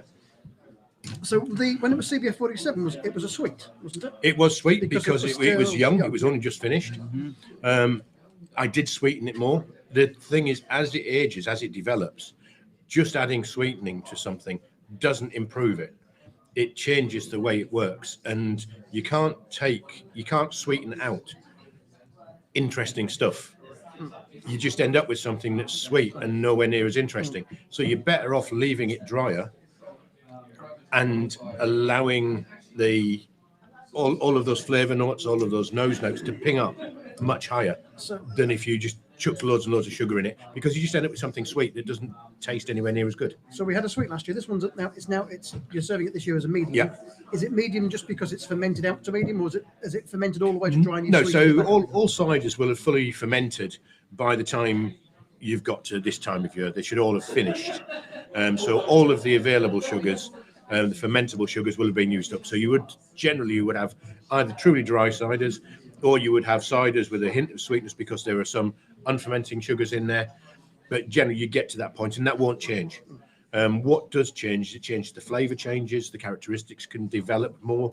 So as they have in this one, if I gave you a bottle of the CBF 47, which was quite fruity, you'd go, oh, that's two completely different ciders. I remember them being very different. The two bottles being very different last year. Yeah. And the aged one, which is what we've now got in front of us, I like a lot. Yeah. And when it was a CBF 47 and it was still a young cider, my colleague Chris here very much enjoyed it a year Yeah. ago, Yeah. and carried on drinking it for the next 6 Yeah. months. And that's the great thing. The great thing is that you can leave it and you can sit it there, and you can fettle it a bit. You can do little odd bits and pieces with it, like letting a little bit of air onto it, just to try and develop some other characteristics. Or as this one has this year, this one's pretty much been locked in stainless steel since last year. So nothing should have degraded. It should all be about other interesting bits coming forward with it, about other bits developing. And it's developed that little acetone note on the nose. It's developed that little bit of sharpness that isn't vinegar, but is different to the original acid that was in there. And it's not been massively sweetened. It's been given a tiny little bit of sucralose just to warm your palate up a little bit, just to give you that little bit of edge, so it's not all bash, bash, bash, or bish, bash, bosh. And that's what gives it that lovely little note. And it's still got fruit in there as well. Do you only ferment using yeast, or do you ever use other fungi? Do I only ferment using yeast? Yes. I don't know. Like, Most why of do people use yeast and other fungi? I think it's the way that yeast performs. Yeast obviously takes sugar and turns it to alcohol and adds lots of other attributes as well. Yeast is the predominant thing. If you ferment the same cider as I've done this year on one type of yeast and another type of yeast, you can end up with two completely different flavors because the characteristics that the yeast brings to it. And to be honest, I've never thought of using anything else. I don't know if other fungi can ferment to alcohol. I'm not aware of any other fungus. See, proper yeast person here, by the way. Yeah. Just Yes. I know yeast. They ferment to alcohol. Yes, but I don't know about fungi. I don't know of any fungi that produce alcohol in the same quantity. There must be some that do a very small amount. We must. Well, because it's a part of the biology of a fungus. But yeast clearly is the one that produces significant quantities of it. Yeah, that'd be interesting. I do have a contact at the National Yeast Collection. I might ping him a message and ask what other stuff there is. I mean, he did say he didn't say he was going to go and nick me some yeast if I wanted it, but he did say if you ever want to try something different, I have a collection of yeast. He's out in Norwich, I think.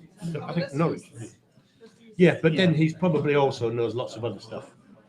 So yeah, it could be interesting to find out.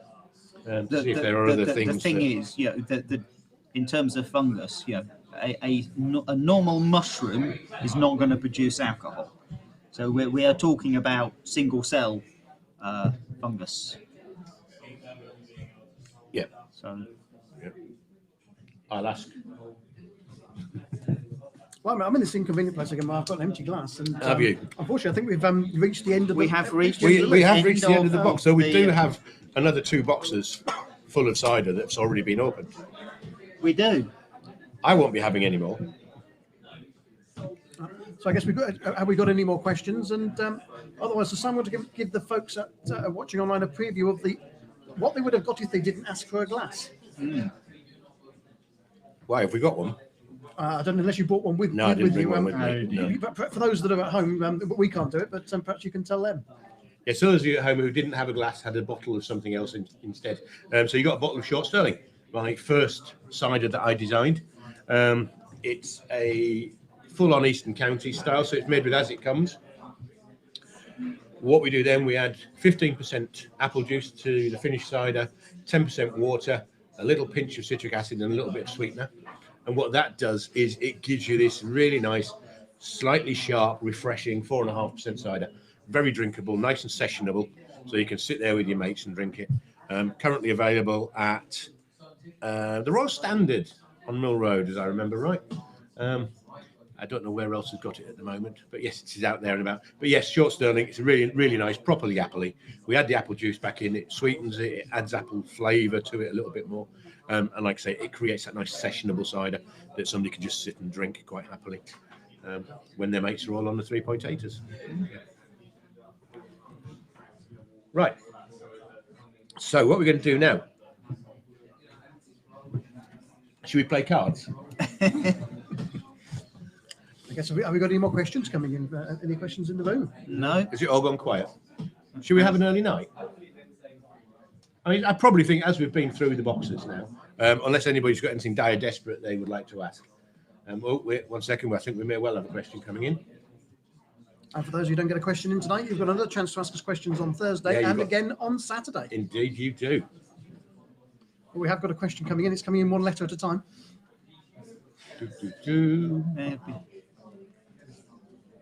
The trouble is, the more words he writes, the smaller it gets. Yeah. Right. Will these ciders be available at next year's beer festival? Generally, yes. Ask the cider bar manager. Okay, maybe. certainly all of the Cambridgeshire cider makers that we have featured, if they are still in business, we will have their ciders. Can't guarantee we'll have exactly the same ciders that we've tasted, but there's a very high probability. As for the others, it all depends on the number of Cambridgeshire cider makers we actually have, because at Cambridge over the past few years, the number of Cambridgeshire makers has increased rapidly. So for the past couple of years, I would say 70% of the bar was Cambridgeshire cider makers. 68% were Simon Ciders, I remember right. Yes. Perhaps by volume, but perhaps not by range. I just had another question come in as well from Paula.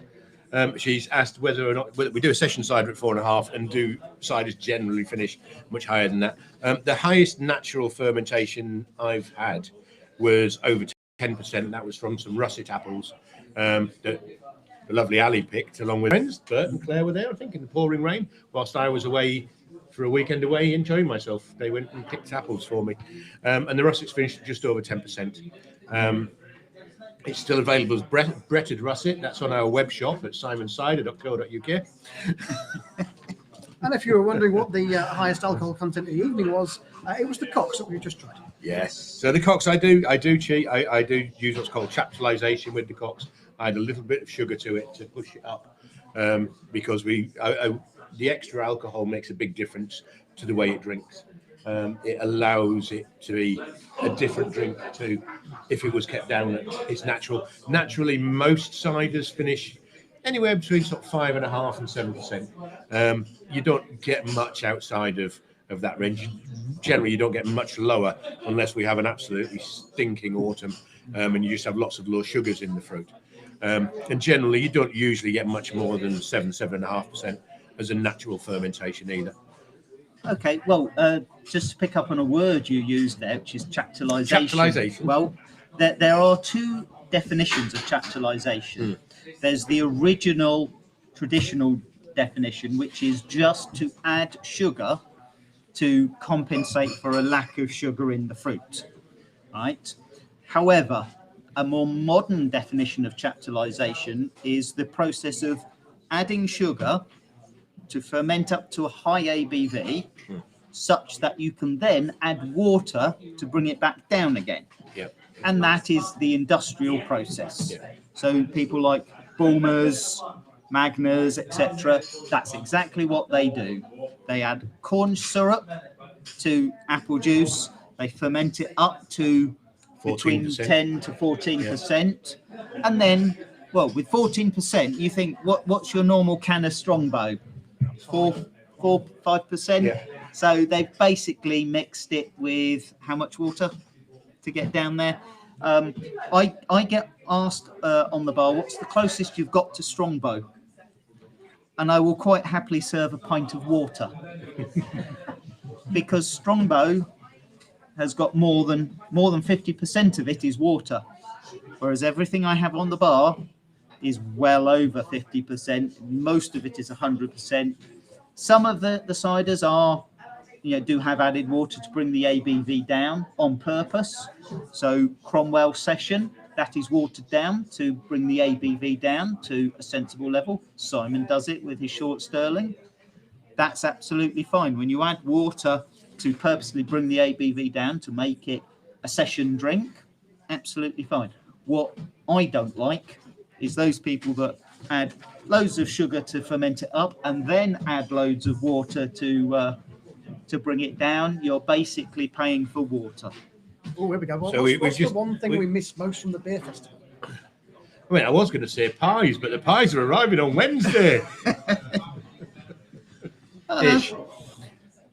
I miss the camaraderie. I was going to say miss- the same. I miss my friends. I miss those people I see once a year, customers that I see once a year as well. That's one of the real big things, is that there are people you only ever see at the beer festival, and there are people that you see every year.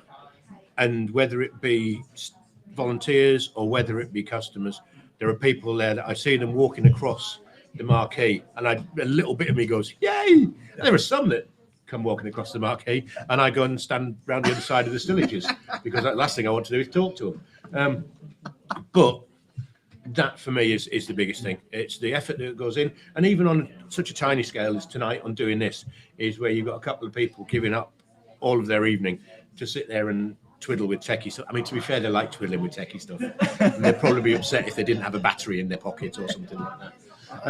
But it's the amount of time that people give up as well that really makes the beer festival work. And on this tiny little scale that we've got this year, where we're again for hopefully the last annual online beer festival, there's still a lot of stuff's been done by a lot of people to get us to this. So thank you, people. Yes. I think for me, it's depending on the festivals, depending on what I've been missing. I mean, I'm doing more than one a year. At some festivals, it's missing talking to the customers and talking to them about the cider. At others, it's changing this every box of cider that has to be changed, has to be regraded and rechecked. And that's a different challenging thing, different to keep you sort of going during the week. And there's even that one bit that you realise you haven't missed at all, and that's the sad part of having to take it down at the end. Yes. Takedowns are much easier with virtual beer festivals. Yes. So Katie's asked, are there any plans for any more I Love Hawks badges? Yes, there are.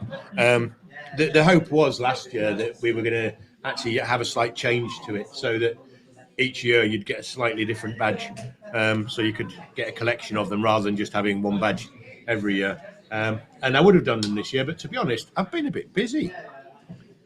All this moving to a new cidery and all that has kind of taken up a bit of time this year.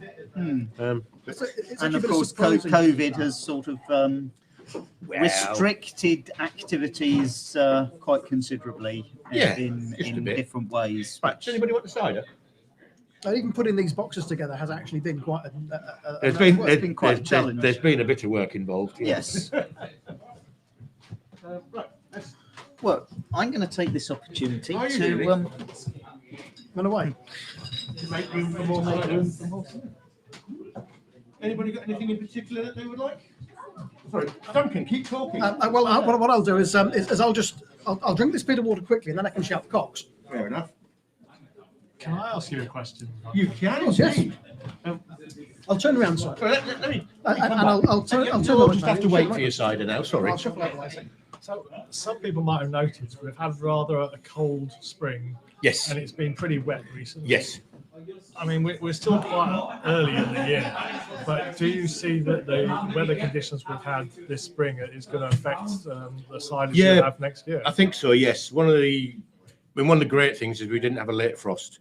Rob, who grows some of the apples for me up at Bluntisham, and we had a lot of early frosts, and unfortunately lost all of the apricot crop this year, despite getting up at 2 o'clock in the morning to go and light fires near the trees to hopefully try and drive the frost away. One of the problems we had this about 5 years ago. We had weather very similar to what we've had over the last couple of weeks, with these flash storms and massive amounts of rain over such a short period of time, and the cold as well. One of the big factors is pollinating insects. Is that bees will struggle to be out and about when the weather is so bad, and bees will also then be not able to get back to the hive because they'll be caught in these sudden rain showers, and they'll be just knocked about and get disorientated and cold and wet, and so the pollination is one of the big things that's going to be affected by it. Also, as well, with these rains like they've been, is where you've got apple blossom is actually being knocked off the trees before the bees that are there can get to it. So I think it's going to have an effect later in the year. We're going to start to see not quite as many apples. But the other side of that is if you have less apples on the tree, the apples that are there tend to be bigger. So that is one of the good things. It's quite an interesting thing. Well, where was I? Apple course down at West Malling in Kent. And the guy running the course there said that so every blossom has 5 apples on it. If you leave all 5, you'll end up with the same amount of fruit as if you took 4 off, because the 1 apple would grow bigger. But the 5 together will give you 5 small apples.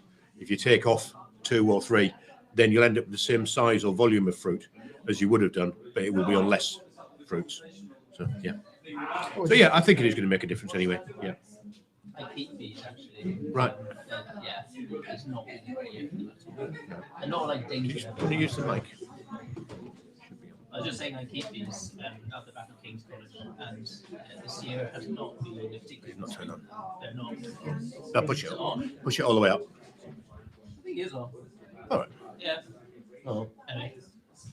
Yeah, they're not like bad strength colonies at the moment, but yeah, it's definitely seen a lot better. Yeah, what you do tend to get in this, I used to keep bees until I became severely allergic to bees, having been stung not enough times, ridiculously enough. I was too careful apparently.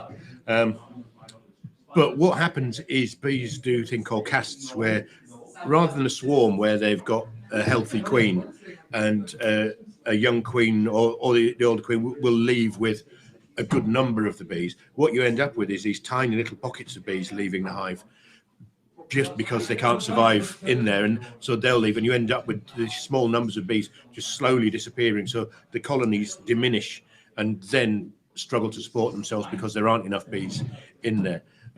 And when you get all this rubbishy weather at this time of year, June is particularly difficult time for bees, because that's when there's the least blossom and flowers around, because the summer flowers haven't come out yet and the spring flowers and the early blossoms have finished.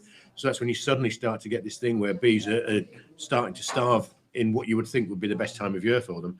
But in June, it's really difficult for them. So plant lots of wildflowers for your bees. Make sure you've got flowers and things in your gardens, and look after bees. Right, I think Simon's going to let Chris back in. I'm going to let Chris back in, and then well, you could have dispensed some cider, but don't worry, I'll do all the work. Yeah, don't worry. That's what you're here for. It is unfortunately time for us to be moving on anyway, and so I'd like to say thank you to the Haymakers for so having this us. is a question from we have a Jim. question. Simon, when do you hope to open your tap room again? Trying to pour cider. Well, we'll pour it in 5 minutes. I can certainly say he's trying desperately. Because we weren't quite sure how the roadmap to recovery was going to work, we've had a couple of events. One of them is at Burley House this weekend, where we were booked into it last year, and we had the option of carrying the money over to this year or not getting any money back at all. So this weekend we're going to be up at Burley House doing a 3-day event there. We've booked into an eco festival at Ely. Tickets are available online. Mad Hatter's campsite. You can camp. There'll be music. There'll be 3 blind mice, and there'll be us. So we're going to be there in the middle of June. And we've got an event out at Norfolk Showground as well at some point. So we probably won't be opening in June. It's just one of those things where we had to make business decisions as to whether we waited to see what was going to happen, or whether we just booked into outdoor events where at least we had a pretty good idea of knowing we could be there. So, yeah, hopefully in July. I do look forward to coming back to the tap room at some point in the future. Hopefully when you've got a few boxes of cider out of the way so you can get the tables back out. It's coming up on time here on our session, so thank you very much to the Haymakers for having us, the tech guys. For Wonderful Haymakers, is that The wonderful Haymakers, Yes, indeed. it's been very good. Yeah. To Simon for sorting out the key logistics of our boxes. You're Without very, Simon, very we welcome. couldn't put it together.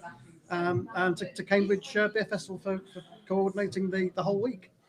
And thank you everybody for coming, and thank you everybody for partaking.